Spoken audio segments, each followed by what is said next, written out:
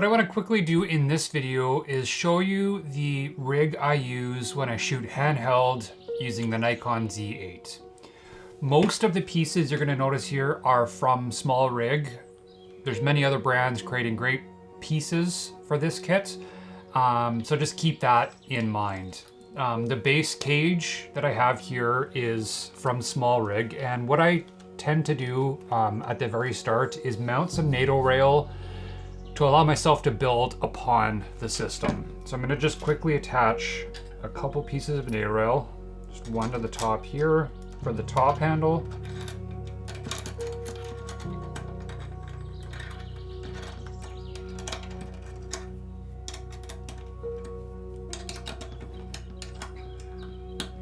And then another NATO rail for the side handle, and then it also has a rail mount which I use to attach the follow focus.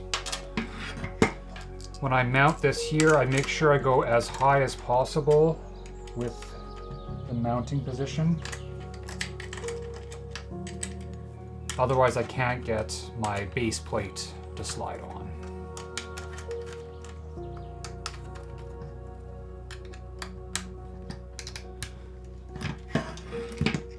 The next thing I have here is the SmallRig V-mount adapter and then the Kessler Quick Stand.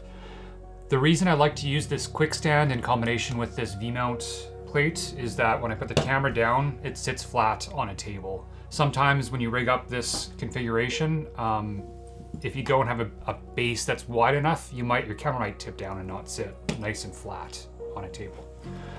So I'm just going to slide this onto this base plate, clamp it down, and then I'm going to grab the top handle. What I have attached to my top handle here are some cable tie downs. You basically are able to just take your cables from your monitor, put them in here, and then it keeps everything nice and tight. This eye hook on top I use to attach my easy rig when I'm operating on longer production days. And then on the handle itself, the mounting point, you'll notice that it's a NATO rail mounting shoe. So you can quickly put your handle onto your camera. This here is my side handle, which I just clamp onto this NATO rail. Again, I'm gonna make sure I include the links to each of the products in the video description as well. The next will be the follow focus. Slide it into the bottom rail. And I'll just attach the lens here.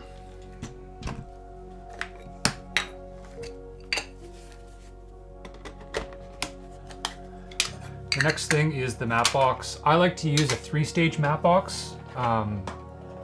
When operating, I like to have one that I use for an ND, another for a diffusion, whether it's a Pro Mist or something like that.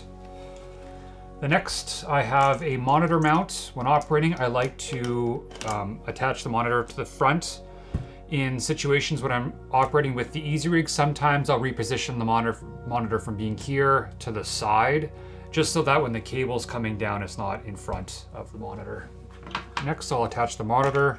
Right now, my go-to is the FieldWorld High Bright monitors. That being said, it sounds like Portkeys now has a touchscreen monitor that allows you to control Nikon cameras through that monitor. So I'll likely pick up one of those just to see if it does indeed work. That's kind of been one request from me, is if Nikon was able to make a monitor that was compatible with touchscreen, so when I'm wanting to pick settings in the camera, I can just do it from this monitor. I can't use this monitor with this mounted here, so that's one thing that would make life a little bit easier. The next thing I use for mounting the MC N10, which is the Nikon side handle, is a rosette offset and then a Tilta quick change or quick position change if I want to quickly adjust the position of where the handle is sitting. The reason you need to use the offset is that if you mounted it directly to the rails here, you wouldn't be able to open your card door on the side. With the offset, you're able to still open that door when you need to.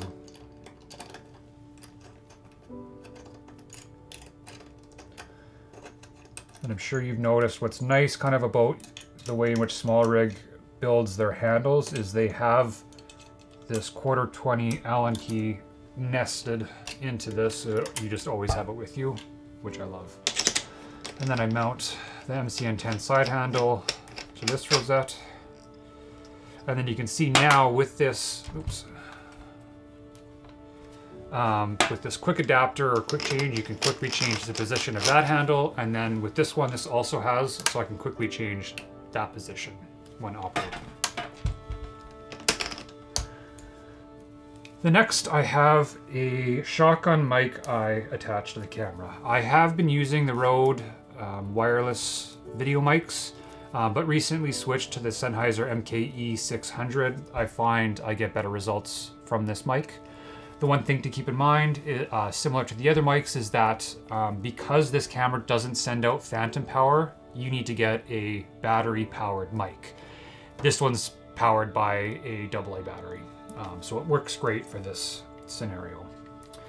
The other thing when it comes to audio, I'm just actually mounting this mic to a cold shoe down here.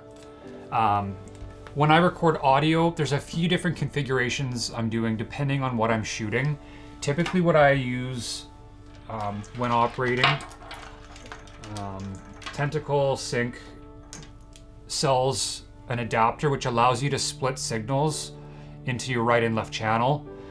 What I like to do is I'll plug this into the Nikon Z8, and then I'm going to take the XLR to 3.5mm into one of the channels that's split, and then the second one I'm either going to be connecting to, say, like a Rode Wireless Pro, so that I can have the lapel on the other channel, or if I'm doing or if I have a sound recorder on location or using a separate system for recording audio, I'll then use the Tentacle Sync in that second channel to send a signal. So when I go to post-production, I'm able to quickly sync all of those different sources of audio.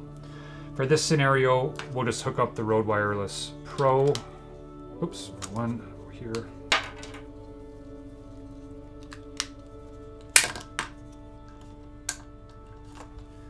And then into the camera.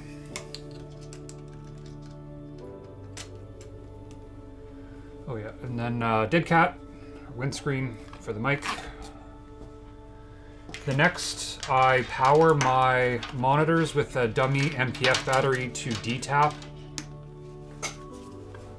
so that everything will be powered from my Vmount battery. Then grab HDMI, connect that to the monitor.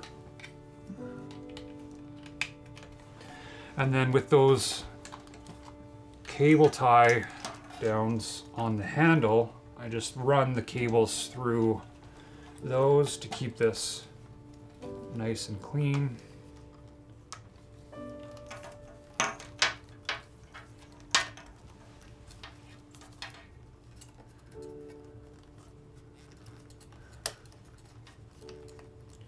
Then I'll attach the V-mount. And then you got to run a USB-C cable from the side handle, and you're going to want to make sure to plug it into the top USB-C port on the Nikon Z8. Connect the HDMI.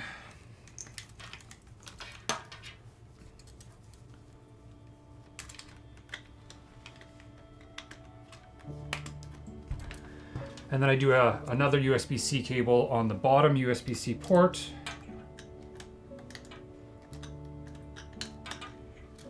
And connect it to the V-mount.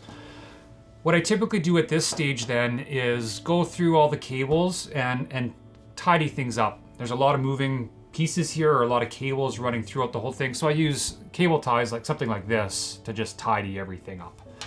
And that's pretty much it for my rig when it comes to the Nikon Z8. When it comes to the gimbal, it's a fairly simple setup in how I use it.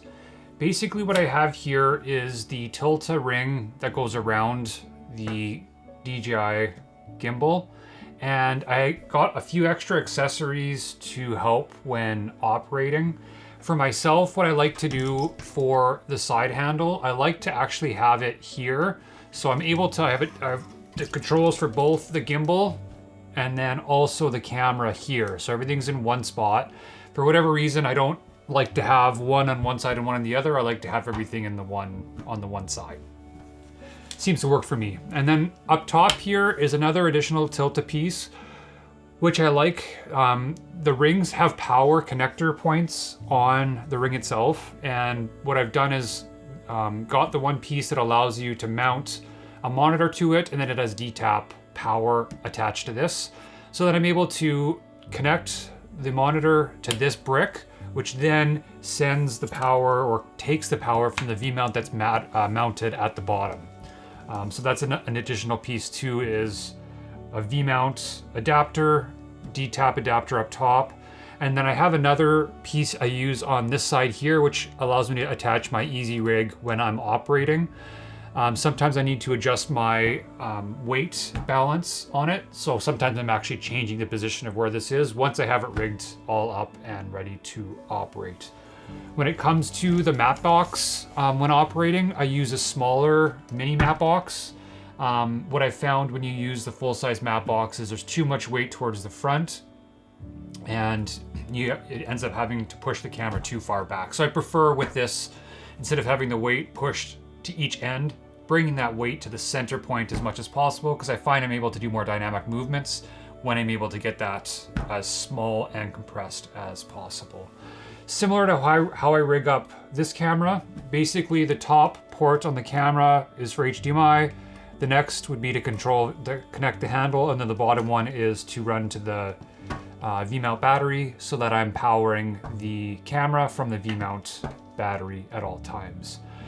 When it comes to audio, it would be a similar scenario to this scenario, where I'll either run the Rode Wireless Pro into the camera, or in some scenarios I might even attach a shotgun mic to the outside of the cage. For the most part, I don't find myself doing that too often, but you can easily do that with all the different mounting points on the ring itself. And I think that that's pretty much it on this rig. Now, when it comes to the more slimmed down version of this setup, all that's really different is I pull this off. Start with this top handle here, and then disconnect from here, and then attach it directly to here. And then it has a base stand that attaches to this. I would have that mounted, and then onto where this side piece is, I take that off, and then I mount my side handle out and about this position. I have a little bit of an arm that allows me to get the MC N10 into about this position when I'm operating. And that's kind of my more stripped down version of the gimbal. If you have any questions, definitely reach out. As I mentioned, check out the video description for links to all the different bits and bytes. I know there's a lot of different pieces, but I hope some aspects of this video was helpful. Thanks for watching.